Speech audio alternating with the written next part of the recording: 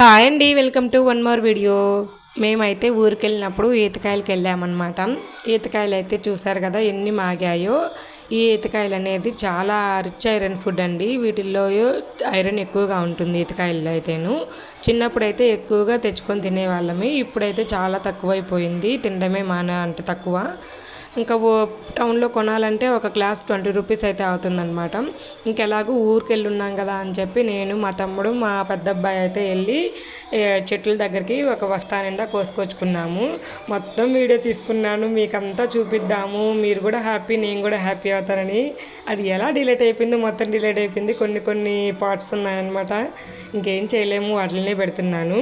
ఇంకెక్కడైతే కాయలు ఈరోజు మార్నింగ్ కోసుకొచ్చామంటే రేపు మార్నింగ్ వరకు గట్టిగా మూట కట్టేసి ఒక చోట పెట్టేసి తర్వాత మార్నింగ్ రోజు ఉదయాన్నే ఇలా అయితే కాయలన్నీ ఓపెన్ చేసి చూస్తే ఇన్ని మగ్గున్నాయన్నమాట. టేస్ట్ అయితే సూపర్గా ఉన్నాయి. అసలు ఖర్జూరం కంటే ఎక్కువ తీపిగా ఉన్నాయి.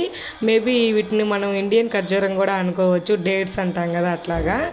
ఫ్రెష్గా అప్పటికప్పుడు మేము కోసి మగ్గబెట్టుకున్నాం కాబట్టి భలే టేస్ట్ ఉన్నాయి. బయట కొనే వాటిల్లో అయితే కొంచెం సల్ఫర్ యాడ్ చేస్తారనమాట మగ్గే దానికోసం. మనం అలా ఏం యాడ్ చేయలేదు కాబట్టి టేస్ట్ అయితే సూపర్ ఉన్నాయి.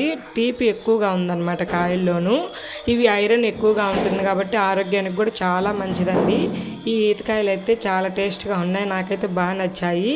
అండ్ మేము వెళ్ళి చిన్నప్పుడు ఎలా అయితే కోసుకొచ్చుకునే వాళ్ళమో అలాగే దోటి కట్టుకొని మొత్తం చెట్టు దగ్గరికి వెళ్ళి కోసుకున్న ప్రాసెస్ అంతా కూడా వీడియో తీసాను, అంతా డిలీట్ అయిపోయింది. చాలా బాధగా ఉంది నాకైతేను.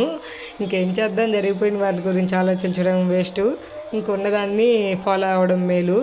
ఇక్కడైతే కాయలు ఇలా అయితే మొత్తం గలగల చూసుకుంటూ ఉన్నానమాట. ప్రతి ఒక్క గెలకి కాయలు మాగున్నాయి. ఆ మాగిన కాయలు అనేది నేను ఏరుకుంటున్నాను. ఇంక 2 గిన్నెలు నిండా అయ్యాయి అనమాట కాయలు అయితేను. చూసారు కదా రెడ్ కలర్లో భలే ఉన్నాయి. టేస్ట్ అయితే సూపర్గా నచ్చాయి నాకైతేను. ఇంక ఈ కాయలన్నీ కూడా మా చుట్టుపక్కల వాళ్ళకి మేము అన్నీ తినేసాము. కొన్ని అయితే ఒంగోలుకి కూడా తీసుకొచ్చి మా పైన వాళ్ళకి, మా పక్కన వాళ్ళకి కూడా పెట్టాము. చాలా టేస్ట్ బాగున్నాయి అనమాట. మా పైన వాళ్ళు అయితే నాకు భలే ఇష్టం, మా ఈతకాయలు భలే టేస్ట్ ఉన్నాయని చెప్పారు.